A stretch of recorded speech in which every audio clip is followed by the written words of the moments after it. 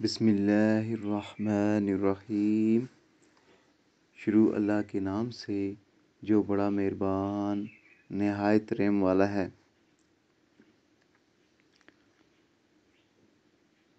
حضرت ابو ہریرہ رضی اللہ تعالیٰ عنہ سے روایت ہے کہ میں نے آپ صلی اللہ علیہ وآلہ وسلم کو فرماتے ہوئے سنا کہ میں دن میں 70 مرتبہ سے زیادہ استغفار کرتا ہوں اور اللہ سے توبہ کرتا ہوں۔ حضرت ابو ہریرہ رضی اللہ تعالیٰ عنہ سے روایت ہے کہ آپ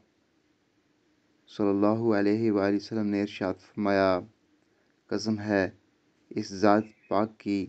جس کے ہاتھ میں میری جان ہے، اگر تم گناہ نہ کرو تو اللہ تعالیٰ تمہیں ختم کر کے ایسے لوگ پیدا فرمائے گا جو گناہ کریں گے اور پھر اللہ سے استغفار کریں، بس اللہ ان کو معاف فرمائے گا۔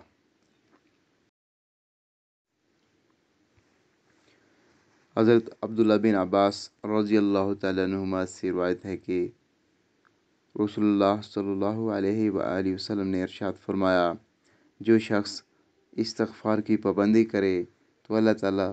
اس کے لیے ہر تنگی سے نکلنے کا راستہ بنا دیتا ہے اور ہر غم سے اسے نجات عطا کرتا ہے اور ایسی جگہ سے اس کو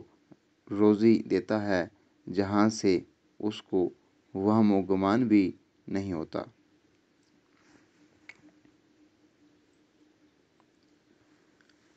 حضرت عبداللہ بن مسعود رضی اللہ تعالیٰ عنہ سے روایت ہے کہ نبی کریم صلی اللہ علیہ وآلہ وسلم نے ارشاد فرمایا،